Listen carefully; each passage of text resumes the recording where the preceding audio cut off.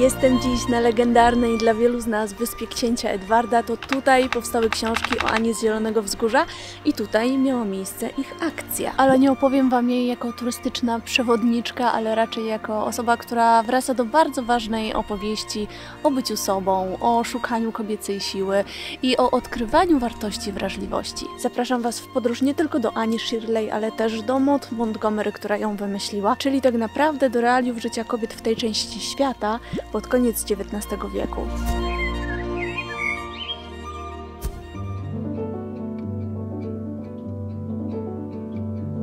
Już kiedy planowaliśmy wyjazd do Kanady, wiedziałam, że to jedno miejsce muszę zobaczyć. I wiecie, nie Toronto, nie góry skaliste, nie lasy deszczowe, tylko właśnie najmniejszą i jedną z najbardziej ubogich kanadyjskich prowincji. Bo wyspa Księcia Edwarda to jest osobna prowincja. Ma około 179 000 mieszkańców. To tak średnio tyle co Gliwice, tylko że jest od Gliwic jakieś 42 razy większa. A kiedy żyła tu Maud Montgomery, mieszkało tu około 100 000 osób, więc mniej niż w Wałbrzychu. Ludzie żyją tutaj z rolnictwa, uprawy ziemniaków i z rybołówstwa.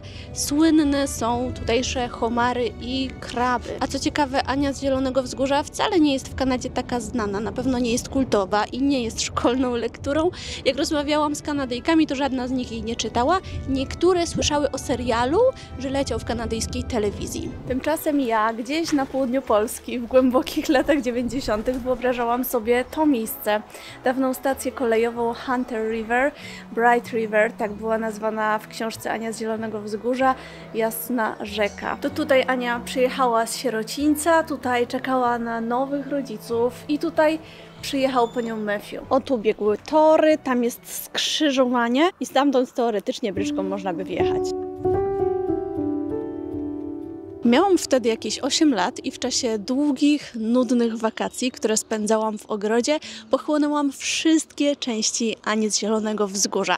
I chociaż nie wiedziałam wtedy ani gdzie leży Nowa Szkocja, ani tym bardziej gdzie leży wyspa Księcia Edwarda i wydawało mi się, że to pewnie gdzieś w Anglii, to bardzo chciałam je zobaczyć. Może po to, żeby poczuć się właśnie jak podczas czytania tych książek. Trochę mniej samotnie. I wiecie co? Udało się. Tylko zupełnie inaczej niż myślałam.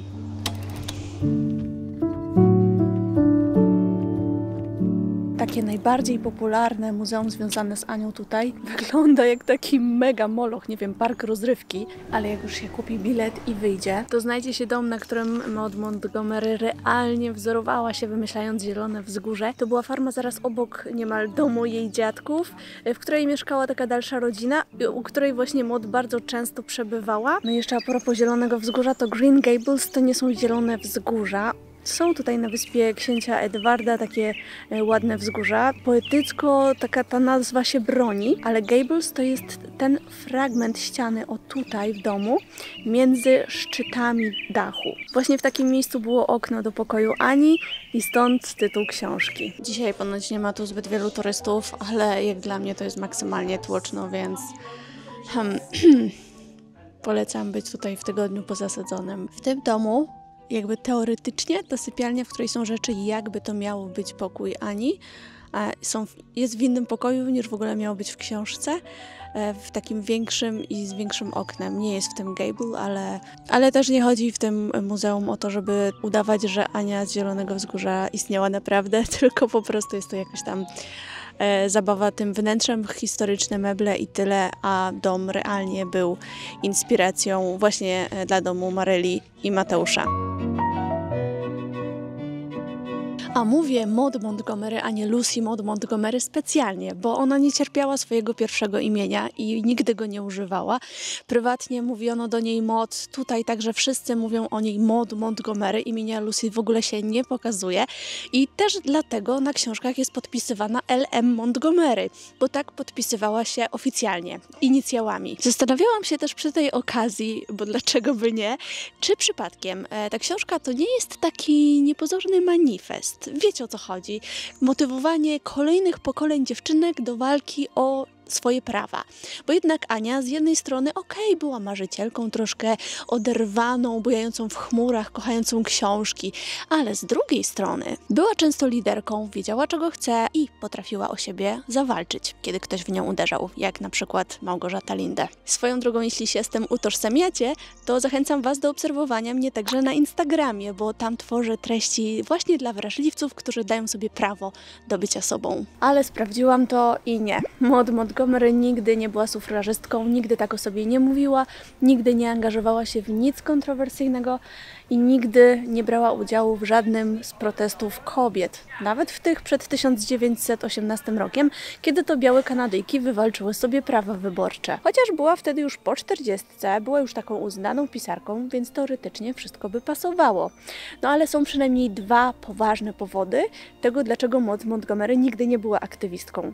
Po pierwsze, nie wychowała się w otwartym, wielkomiejskim, inteligenckim środowisku, które wspierałoby ją tak, jak ona chciała wspierać swoje czytelniczki, a w konserwatywnym, religijnym domu dziadków. Nie miała też rodziców, ani ich wsparcia. Urodziła się dokładnie w tym pokoju za mną, ale zanim skończyła 2 latka, jej mama w tym domu zmarła na gruźlicę, a ojciec oddał ją od razu swoim teściom i wyjechał na drugi koniec Kanady.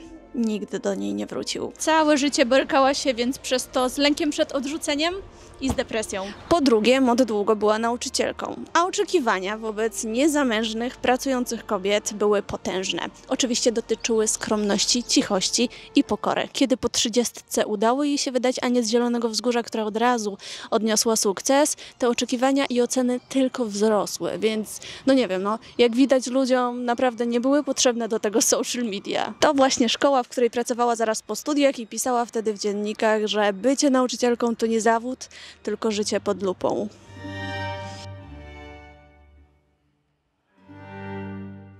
Super kluczowe w tym kontekście jest to, że na wyspie księcia Edwarda pod koniec XIX wieku religia była absolutnym centrum życia społecznego, szczególnie w takiej małej miejscowości jak Cavendish, w którym wychowała się pisarka. Chodzenie do kościoła co niedzielę nie było wtedy możliwością, tylko było obowiązkiem każdego i było się bardzo restrykcyjnie ocenianym pod tym względem. Oprócz tego, że oczywiście oceniało się moralność i religijność każdej osoby. Nie bez znaczenia był też fakt, że dominującym tu wyznaniem na wyspie był kalwinizm, czyli kościół prezbiteriański.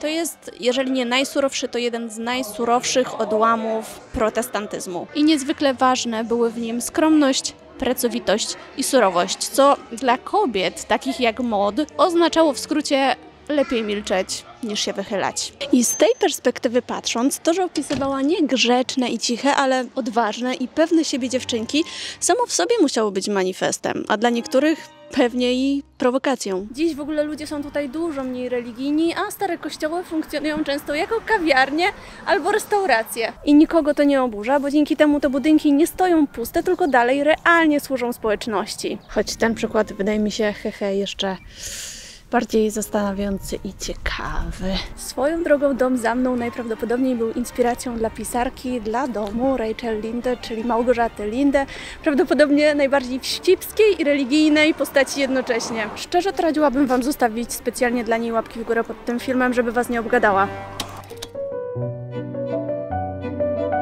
Dobrze, wiemy już, że Maud Montgomery chorowała na depresję. Wiemy już, że to, że Ania Shirley czy Emilka ze Srebrnego Nowiu, inna jej bardzo znana bohaterka, nie miały rodziców, nie było jakimś zabiegiem narracyjnym, tylko częścią tożsamości pisarki. Kolejnym ważnym elementem jej życia jest ten dom, bo spędzała tu taki najbardziej beztroski, szczęśliwy czas ze swoim kuzynostwem u swojej cioci ze strony mamy. Nazywała go ten dom Srebrnym Gajem, a jezioro obok jeziorem lśniących wód. Tutaj także wyszła za mąż za Ewena, prezbiteriańskiego pastora, co z kolei jest dla mnie kolejnym potwierdzeniem tego, że była ona bardzo głęboko tej religijnej narracji, religijnego środowiska. Taka tutaj była rzeczywistość i to była jej rzeczywistość, świat, który ona znała. W tym domu można zobaczyć bardzo wiele, rodzina bardzo widać o niego dba i dalej tym domem zarządza. Są tu autentyczne meble z czasów, kiedy pisarka tutaj przebywała i właśnie w tym pokoju zwykle spała. Musicie przyznać, że jest klimat nieziemski. Tutaj drugie lustro.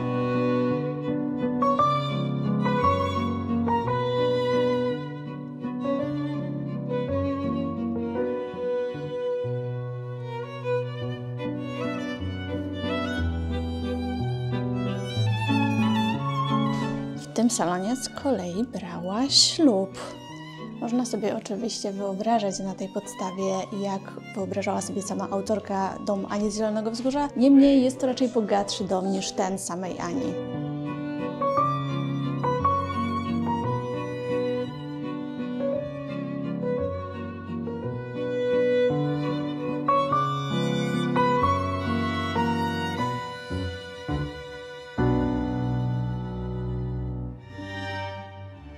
Niestety mąż Maud, jak się szybko okazało, chorował na bardzo ciężką depresję i na takie silne lęki, uwarunkowane też religijnie, bo bardzo bał się potępienia, grzechu i końca świata. Przez to miesiącami nie jadł, nie mówił i często odmawiał jedzenia. Często więc jedynym ich dochodem był zarobek z jej książek. Mieli też 2 synów, no i niestety drugi zmarł zaraz po narodzinach. To wszystko pokazuje, że chociaż na zewnątrz była uznaną i cenioną pisarką, ale tak naprawdę jej codzienność była bardzo ciężka. I ja nie wiem, czy ona miała w ogóle jakąkolwiek nadzieję, czy mogła mieć jakąkolwiek nadzieję po tym wszystkim. Przyjechaliśmy jeszcze do domu, w którym Maud Montgomery się wychowywała tutaj u dziadków, od kiedy ojciec ją porzucił. To chyba nie jest ten dom, może to jest ten odbudowany dom. Zaraz zobaczymy. Tutaj jest jeszcze jakaś ścieżka. We wszystkich tych miejscach jest sklepik i w każdym z tych sklepików jest milion pierdół. Po prostu nie uwierzycie, co tu jest sprzedawane jako Ania z Zielonego Wzgórza. Oczywiście magnesy, a jest też mydło o zapachu Diany i mydło o zapachu Maryli. Napiszcie w komentarzu, które byście wybrali. Ołówki. Nie wiem, jak to się nazywa. A tutaj nóż do papieru, łyżeczki. Co ty byś wybrał najchętniej z tych wszystkich rzeczy? Ja to, bo zawsze się jaram tymi tablicami rejestracyjnymi. Jedną mamy od busów tak. ze Stanów, ale nie kupię Made in China, no bez przesady, ale śmieszne jest. A co można z tym zrobić? No powiesić na jakimś na ścianie albo coś, mieć pamiątkę. A mówiłaś, co kupiliśmy młodemu wczoraj? Młodemu wczoraj w innym muzeum kupiliśmy piłeczkę do golfa z właśnie napisem Ania z Zielonego Wzgórza. Ale teraz jeszcze widzę, że tu są fajne rzeczy, na przykład jest książka o uczuciach Ani. Tak. Ale jeszcze lepsza jest mydło Pokazywałam. o zapachu Ani. Oczywiście kubeczki, no słuchajcie, po prostu wszystko. Kapelusz. Okej, w tym sklepiku tutaj, który bardzo Wam polecam, jakbyście tutaj byli, ponieważ jest tu super pani, która tak opowiada. Opowiedziała mi bardzo dużo ciekawych rzeczy. Większość z nich zrozumiałam i mam nadzieję, że o nich nie zapomnę i też Wam tutaj przekażę. Po pierwsze, to nie jest ten dom, to jest tylko sama kuchnia, która jakoś przetrwała i została tutaj przeniesiona. Chcieli ją przenieść na oryginalne miejsce, ale ze względu na to, że niesamowicie drogie byłoby wtedy ubezpieczenie tego, to tego nie zrobili i przenieśli to tutaj. My przejdziemy sobie do fundamentów tego domu, które ocalały, ale one też nie leżą w jakiś sposób w tym oryginalnym miejscu. Zostały przeniesione, ponieważ jak były w oryginalnym miejscu, to ludzie jakby tak wchodzili tutaj, że nie wiadomo było, kto kupił bilet, kto nie, i oni to przenieśli na miejsce, w którym już jest pewność, że wiadomo, czy ktoś kupił bilet. Mam nadzieję, że to dobrze zrozumiałam. No nie mogę, ludzie kochani. Jak ta ścieżka jest urocza, no nie? To od razu po prostu kocham. Tak pachnie szczęście. Okazało się też, że trochę przekłamałam Was w jednej rzeczy, bo mówiłam, że ojciec Maud nigdy do niej nie wrócił z tego drugiego końca Kanady i to jest prawda, ale ona, kiedy miała 15 lat, pojechała do niego. I na pewno pamiętacie z Ani z Zielonego Wzgórza, że był tam taki wątek, że Maryla nie pozwoliła Ani mieć takich puf w rękawach, że chciała, żeby miała takie proste rękawy, bez żadnej ozdoby, a Ania chciała mieć tu takie pufy. Nie wiem, czy dobrze używam tego słowa. No i to jest historia pochodząca z życia samej pisarki, ponieważ jej dziadkowie byli bardzo surowi i właśnie coś tak jak Maryla dla Ani właśnie, to nie pozwalali jej się stroić, czy mieć jakichś takich ładnych rzeczy, miała wszystko mieć bardzo proste, szaroburę. I kiedy ona do tego ojca w wieku 15 lat pojechała, to tam on pozwolił jej mieć te bufiaste rękawy. Z tego co zrozumiałam, to ona ścięła ten rękaw, który miała i jakoś ktoś jej przerobił, czy ona sobie przerobiła i wróciła już tutaj z tymi rękawami. I dziadkowie jej nie mogli nic powiedzieć, no bo przecież ojciec jej dał tę sukienkę, czy te rękawy, tak, poprawił. To się nazywa radzenie sobie w trudnych sytuacjach w życiu. Zażartowałam do tej pani, że to w takim razie chyba jedyna dobra rzecz, którą dla niej zrobił jej ojciec. Roześmiała się i mówi, że chyba tak. Także taka sytuacja. Okej, słuchajcie, mamy tutaj fundamenty. W ogóle jest to tak przepiękne tu wszystko. Taki wymarzony ogród marzeń.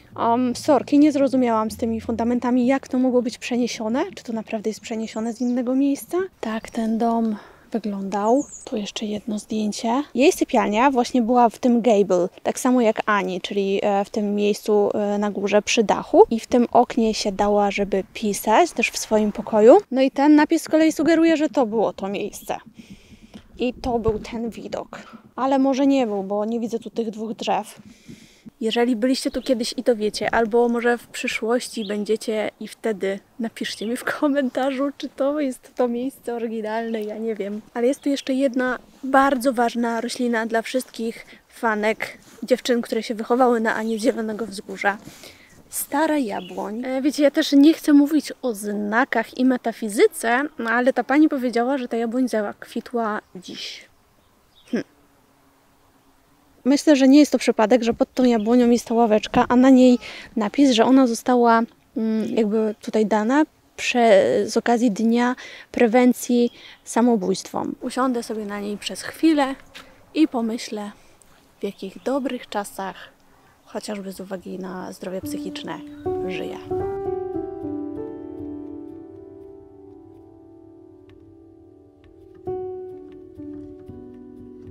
W ogóle wychowanie właśnie w takim surowym, prezbiteriańskim domu, to też miało ogromny wpływ na to, jak Maud na pewno budowała postacie. To, że wymyślała dziewczynki, które nie pasują do oczekiwań, nie pasują w ogóle do świata, w którym się urodziły.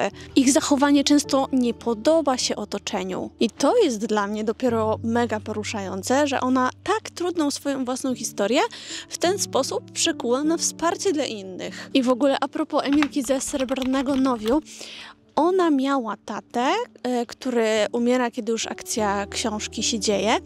I ten tata był takim idealnym tatą, takim kochanym, czułym, opiekuńczym, mądrym.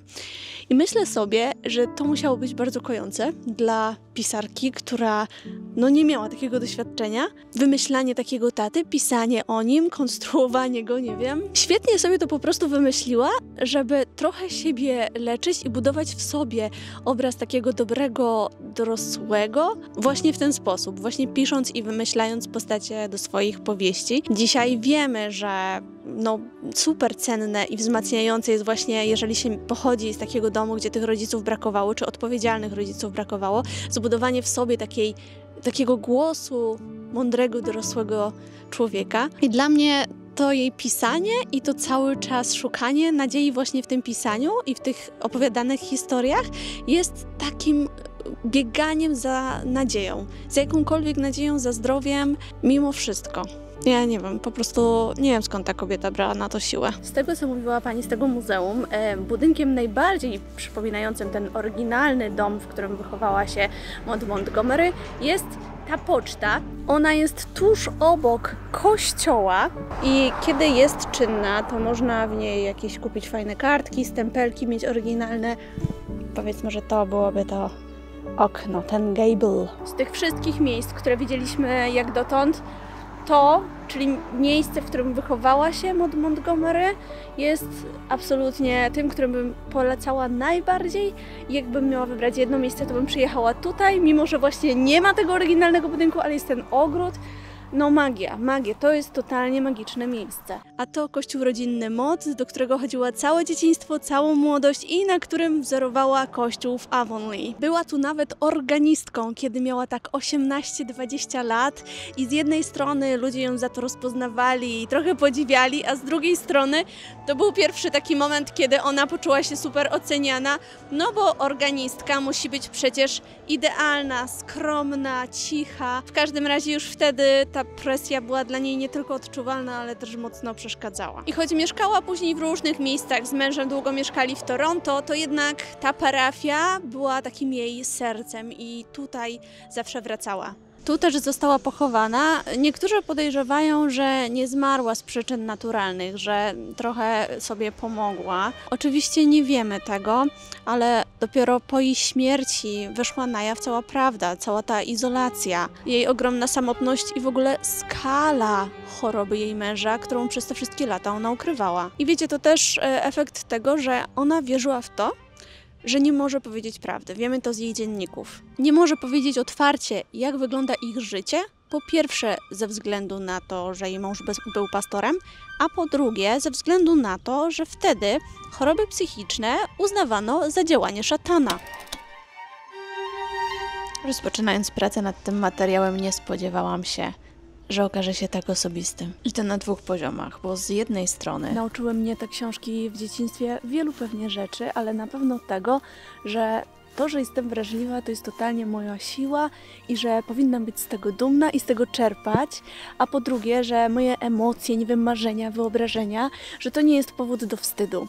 I naprawdę nikomu nie udało się mnie zawstydzić w tych tematach, więc mogę tylko dziękować Maud. A teraz, kiedy poznałam jeszcze jej życie i ją samą bardziej, to zrozumiałam, w jak szczęśliwych czasach żyję.